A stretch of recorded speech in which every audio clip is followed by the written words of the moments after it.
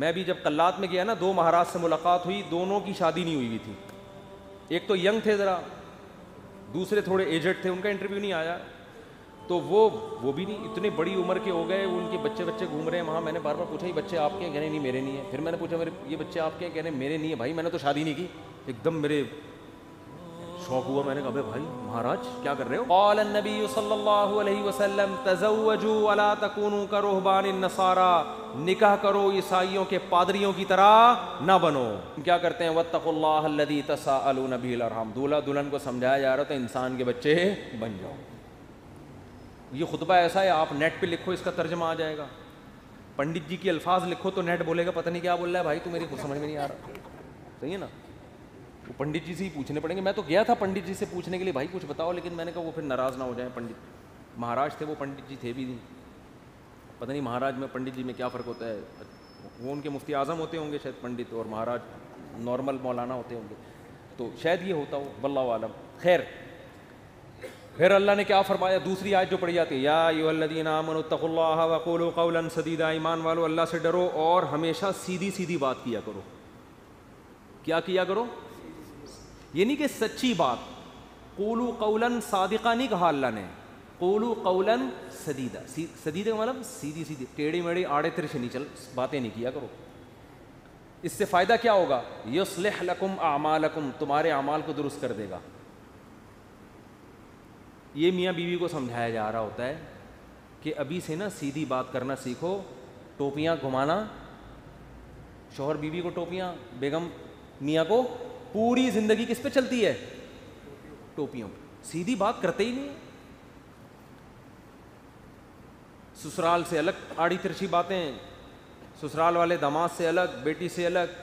گھروں میں جو آگ لگتی ہے وہ سیدھی باتیں کرنے سے لگتی ہے, آڑی ترچھی باتیں کرنے سے. جھوٹ پلو گھماتے ہیں باتوں کو, صحیح بات ہی نہیں کرتے. تو اس سے کیا ہوتا ہے؟ اعمال خراب ہونا شروع ہو جاتے ہیں. جب آدمی کو پتہ ہوتا ہے نا مجھ سے کوئی پوچھے گا تو مجھے سچ بولنا پڑے گا, تو وہ کام ہی ایسا نہیں کرتا کہ جواب دہی ممکن نہ ہو اس کے لیے. تو یہ میاں بیوی کو تمیز سے نصیحت کی جاتی ہے. اور پھر حدیثیں پڑھی جاتی ہیں, النکاح من سنتی, نکاح میری سنت ہے. فمن رغب عن سنتی فلیس منی, جو میری سنت پہ نہیں چلے گا وہ مجھ سے نہیں ہوگا. دولہا کو حوصلہ افزائی کی, تو بیٹا زندگی میں پہلی دفعہ کوئی انسان ڈھنگ کا کام کر رہا ہے, تو نبی کی سنت کو بولتے کیوں نہیں بھائی, زندہ کر. اور اتفاق کی بات ہے دوسری شادی میں بھی یہی خطبہ ہے, تیسری میں بھی اور چوتھی میں بھی. کیا مطلب؟ دوسری میں بھی اس کو اپریشیٹ کیا جاتا ہے, سنت کر رہا ہے, تیسری میں بھی چوتھی میں بھی. سمجھتے؟ یہ ویسے ہی درمیان میں جنرل نالج کے لیے ایک بات آ گئی تھی. میں آپ کو بتایا اس ٹاپک پر آج کل بالکل بھی نہیں بولتا. تو آگے اللہ تعالیٰ کے آگے کیا حدیث میں جو خطبے میں پڑھا جاتا ہے, قال النبی صلی اللہ علیہ وسلم تزوجوا الودود الولود فانی مباہی بکم الامم, ایسی عورت سے نکاح کرو محبت کرے اور تمہیں اولاد زیادہ دے, میں قیامت کے دن تمہاری کثرت پہ فخر کروں گا. میاں بیوی کو سمجھایا جاتا ہے نسل مت روکنا, تمہارا ملاپ پائیدار, کامیاب, خوشیوں بھرا اور آخرت میں ترقی کا سبب جبھی ہو سکتا ہے جب تم دونوں اولاد کی کثرت چاہو. شروع میں ہی چاہتے ہیں کہ ہمارے اولاد نہ ہو, اس کی بھی نفی کی گئی. اور کیا پڑھا جاتا ہے خطبے میں؟ وقال النبی صلی اللہ علیہ وسلم تزوجوا ولا تکونوا کرہبان النصارى, نکاح کرو عیسائیوں کے پادریوں کی طرح نہ بنو. میں بھی جب قلات میں گیا نا 2 مہاراج سے ملاقات ہوئی, دونوں کی شادی نہیں ہوئی تھی. ایک تو ینگ تھے ذرا, دوسرے تھوڑے ایجڈ تھے, ان کا انٹرویو نہیں آیا. تو وہ بھی نہیں, اتنے بڑی عمر کے ہو گئے, ان کے بچے گھوم رہے ہیں وہاں. میں نے بار بار پوچھا یہ بچے آپ کے ہیں؟ کہنے نہیں میرے نہیں ہیں. پھر میں نے پوچھا یہ بچے آپ کے ہیں؟ کہنے میرے نہیں ہیں. بھائی میں نے تو شادی نہیں کی. ایک دم میرے شوق ہوا, میں نے کہا بھائی مہاراج کیا کر رہے ہو؟ اس میں پرانے کوئی ڈائلاگ یاد ہے نا, وہ مہاراج اس طرح کے ایک دم اسٹائل سے آتا تھا, وہ مہاراج. تو میرے منہ سے ایک دم مہاراج آپ اپنی ایج دیکھو, تو کیسے ہی گزارا ہو رہا ہے. تو انہوں نے کہا بھائی ہم جو مندر کے لیے قربانی دیتا ہے نا, پھر اپنے پرانے والے مہاراج کی انہوں نے مجھے تصویر دکھائی, یہ میرے پیر تھے, ان کا میں نائب بنا تھا. تو جو اپنے آپ کو مندر کی خدمت کے لیے وقف کر دیتا ہے, شادی نہیں کرتا کہ بس مندر کی خدمت ہی کرنی ہے, وہ پھر اس مندر کا مہاراج بنتا ہے. ان کا مذہب ہوگا, میں ان پہ طنز نہیں کر رہا, وہ ان کا جو مذہب ان کو سکھاتا ہے. میں نے ان سے کہا لیکن مجھے تو موقع مل گیا, میں نے کہا آپ کا مذہب آپ کو یہ کہتا ہے کہ آپ شادی نہ کریں, ہمارا مذہب ہمیں یہ کہتا ہے کہ مر رغب عن سنتی فلیس منی. نبی نے فرمایا جو نکاح نہ کر کے میری سنت سے اعراض کرے گا اس کا مجھ سے کوئی تعلق نہیں. اور حبب الی النساء والطیب, نبی نے فرمایا دنیا میں 2 چیزیں محبوب ہیں, ایک نکاح کی کثرت اور ایک خوشبو. تو ہمارے نبی تو بالکل اس کے اپوزٹ چلے ہیں, بالکل اس کے برعکس. تو یہ نہیں کہ نکاح کرنا ہے, کثرت نکاح کی ترغیب ہے. میں نے کہا ہم تو رہبانیت کے بالکل اگینسٹ چلتے ہیں. تو مجھے اس وقت وہ حدیث سمجھ میں آئی کہ آپ عیسائی بھی یہ کرتے تھے, پادری, نکاح نہیں کرنا. تو ہمارے نبی نے فرمایا تم نے ان کو فالو نہیں کرنا, نا ہم تو کثرت سے. تو مجھے لگ رہا تھا وہاں بیٹھ کر کہ یہ جو مہاراج ہیں وہ مہاراج کے چہرے پر نا افسردگی کے آثار تھے. یہ پہلے والے جو مہاراج جن کا انٹرویو آیا یہ تو پھر بھی ینگ تھے, تھوڑے سے اچھے صحیح. دوسرے والے مہاراج افسردہ, گھٹنوں میں بھی پرابلم, کچھ مسائل بھی تھے بیماریوں کے. تو میں مہاراج سے ریکویسٹ کرنے والا تھا کہ کر لیں شادی, یہ مسائل آپ کے نیچرل لائف کا کوئی آلٹرنیٹ نہیں ہے. مندر کی خدمت شادی کر کے بھی ہو سکتی ہے. اب شادی کی ہوتی یہ بچے آپ کے ہوتے ہیں, یعنی اسی جیسے ان کو لگا دیتے مندر کی خدمت پہ. اگر آپ کا یہ نظریہ ہے, میں ترغیب نہیں دے رہا ہوں ان کو, کیا خیال ہے؟ جیسے ہمارے بیٹے ہیں تو میری خواہش ہے کہ یار وہ بیٹے عالم بنے, اللہ خواہش کو پورا کرے. مہاراج میں جو باتیں آپ سے کر رہا ہوں آپ تنہائی میں بیٹھ کے ان باتوں پہ غور کریں. اب اللہ کرے اب تک کر رہے ہو غور. چکر میں تو ڈال دیا ہم نے, مہاراج کو ہم نے چکر میں ڈال دیا. مہاراج جب بیٹھ رہا ہوگا یار مسئلہ کیا ہے, بات تو صحیح کی ہے بندے نے, زندگی بھی برباد کر دی. پھر میں نے مہاراج سے بھی کہا, میں نے کہا یہ بھی دیکھ لینا کہ آخرت میں اس شادی نہ کرنے کا کوئی ثواب بھی ملے گا. ایسا نہ ہو کہ نہ یہاں کے رہے نہ وہاں کے رہے. قرآن کہتا ہے الذین ضل سعیہم فی الحیاۃ الدنیا وہم یحسبون انہم یحسنون صنعا. قرآن کے الفاظ ہیں. بھائی ہندو یہ نہ سمجھیں کہ میں تو اسلام کی بات کروں گا نا, آپ کا مذہب اگر یہ کہتا ہے تو ٹھیک ہے بھائی آپ اس کو فالو کریں, آپ کو نہیں سمجھ میں آ رہا تو ہم کیا کہہ سکتے ہیں. لیکن ہمارا جو مذہب ہے وہ ہمیں کیا کہہ رہا ہے, وہ یہ کہہ رہا ہے کہ الذین ضل سعیہم فی الحیاۃ الدنیا. کچھ لوگ دنیا میں ایسے ہیں کہ جن کی کوششیں برباد ہو جائیں گی دنیا میں, حالانکہ وہ یہ سمجھ رہے ہیں کہ وہ بہت اچھا کام کر رہے ہیں. دیکھو ایک آدمی غلط کام کر رہا ہوتا ہے, غلط کو غلط سمجھ کے, اس کو پتا ہے بھائی چرس پینے کا آخرت میں کوئی ثواب ملے گا, اور چرسی کو امید بھی نہیں ہوتی. وہ کہہ رہا ہے یار مجھے پتا ہے آخرت میں بربادی ہے لیکن اب مزے اڑا لوں تھوڑی دیر کے. ہیروئنچی کو پتا ہے آخرت میں بربادی ہے مگر مزے اڑا لو. زانی کو پتا ہے آخرت میں بربادی ہے مگر مزے اڑا لو.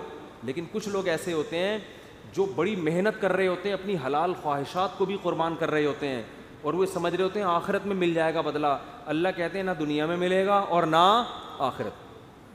کیونکہ پیپر جو اللہ نے بنایا ہے نا اس کو فوکس کرنا ہے آپ نے. پیپر فزکس کا ہے اور آپ ریاضی کے مشکل ترین سوالات لے کے بیٹھ گئے, اور جو فزکس کا آسان سوال تھا اس کا آپ اس کو حل نہیں کر رہے. کیمسٹری کا آسان سوال تھا پانی کا فارمولا کیا ہے, ہائیڈروجن ڈائی آکسائڈ ہے نا, یہ بہت آسان تھا. آپ کہہ رہے تو بہت آسان ہے یار, یہ نہیں حل کرتا مجھے اصل میں ایک فزکس کا ایک بڑی پیچیدہ ایکویشن ہے اس کو میں حل کر سکتا ہوں. اس کو بیٹھ کے آپ نے حل کرنا شروع کر دیا. عقل مند کہے گا بھائی تیرے سے جو پوچھا گیا ہے اس کو تو فوکس کر, جو سوال پوچھا نہیں جا رہا اس کا جواب کیوں دے رہا ہے. اب آپ جواب میں کہیں یار دیکھو میری اتنی محنت کر کے میں نے فزکس کی اس ایکویشن کو حل کیا ہے, میں یہ سوچ بھی نہیں سکتا کہ ممتحن اور ایگزامینر میری اس محنت کو ضائع کر دے, یقیناً 100 نمبر دے گا. اس سے کیا ہے 100 نمبر تجھے ہائیڈروجن ڈائی آکسائڈ لکھ دیتا مل جاتا ہے. آپ کے اتنے آسان سوال کے 100 نمبر نہیں ہو سکتے. یہ دلیل صحیح ہوگی نہیں یاری بات میرا خیال ہے. اور بھائی یہ دلیل بالکل غلط ہوگی کہ یہ نہیں دیکھا جاتا کہ سوال مشکل ہے یا آسان.